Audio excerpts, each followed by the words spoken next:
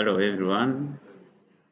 Let me begin by thanking God who has protected you, who has protected us, and I take this opportunity to ask you to take individual responsibility because we must defeat this deadly pandemic. So ensure that the SOPs are adhered to very seriously. Today, I'll take you through digestion in ruminant animals. Recall that digestion means the process in which complex food substances are reduced into small chemical substances that are absorbed into the animal's body. In ruminants, a ruminant animal has 4 stomach compartments: the rumen, reticulum, omasum, and the abomasum. In the mouth, food is gathered and mixed with saliva. The purpose of saliva is to ease the swallowing along the esophagus into the rumen. In the rumen is actually the biggest part of all the stomach compartments. Its structure is like you see in that slide. It is the largest of all the stomach compartments, and it has the following functions. 1. Temporary storage of the food, so it stores food temporarily. It churns or turns the food so as to break it into finer particles. It mixes the food with rumen fluid.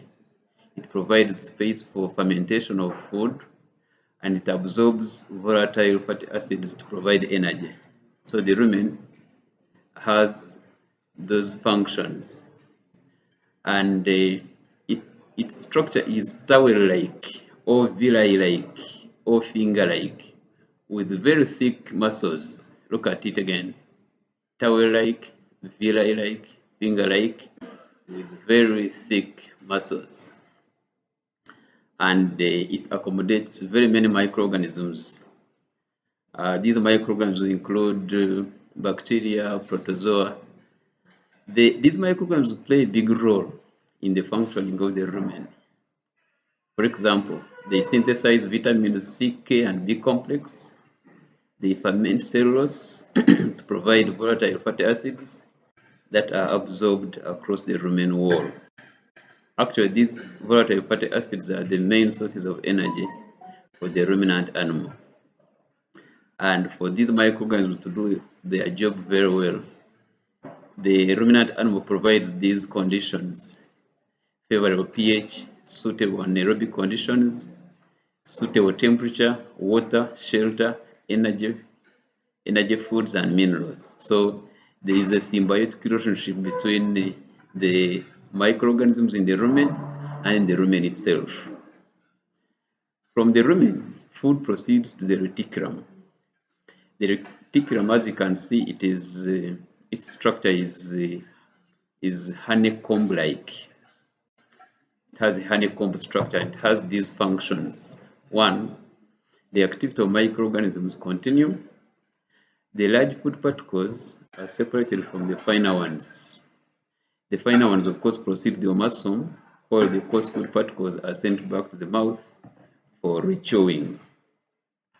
The other function of the reticulum is that in case the animal had accidentally eaten non-food items like metals and stones, they are removed and then retained in the reticulum. That's why the reticulum is sometimes referred to as the hardware stomach, because it retains some of those non-food items. From the reticulum, food proceeds to the omasum. The omasum's structure is like you are seeing in that slide. It has massicular leaves. It is composed of massicular leaves, which are very rough, and this enables it to grind the food further, and water is also absorbed at that stage. So the omasum has those 3 functions: further grinding of food, and the organic acids are also absorbed there, and then squeezing the water out of the food and absorbing it. From the omasum, food proceeds to the abomasum. The abomasum is actually the true stomach, Oswald produces gastric juices that contains hydrochloric acid, pepsin, and renin to facilitate digestion of proteins. The abomasum has folded inner linings to increase surface area for enzyme activity, mucous linings to protect stomach wall from action of HCl, and it is very smooth. Look at it again, it is very smooth so as to ease the movement of food. So the abomasum has these three functions. One, the HCl provides acidic medium that is required for the action of pepsin and renin. The pepsin enzyme catalyzes breakdown of proteins into polypeptides, and the renin coagulates milk proteins. From there, food proceeds the duodenum. The duodenum consists of the liver and the pancreas. It's actually the first part of the small intestines. So, what is the function? The liver secretes bile juice, which contains bile salts that break down fats into fine droplets. The pancreas secretes pancreatic juice, which contains enzymes trypsin. Trypsin catalyzes breakdown of polypeptides to peptides. Pancreatic amylase catalyzes breakdown of starch to maltose, and lipase catalyzes breakdown of lipids to fatty acids and glycerol. These enzymes require the alkaline conditions, and these conditions are provided by the bile salts.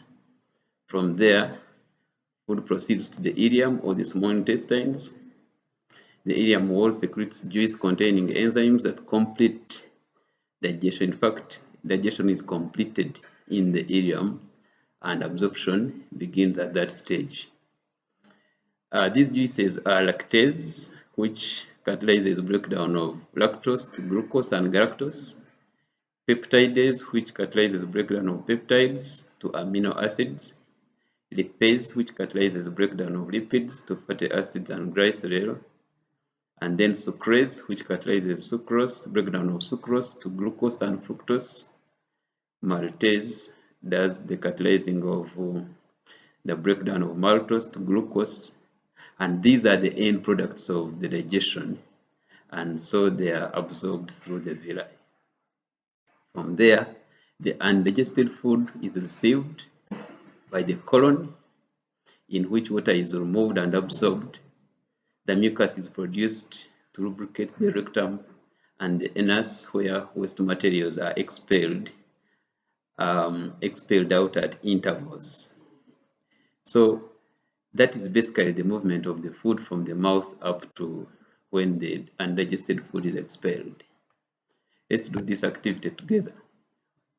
From your knowledge about digestion in human beings, which I know you covered in biology, give the differences and similarities of digestion in ruminant animals and digestion in non-ruminant animals, and prepare to share your findings with the class, with the rest of us when we resume.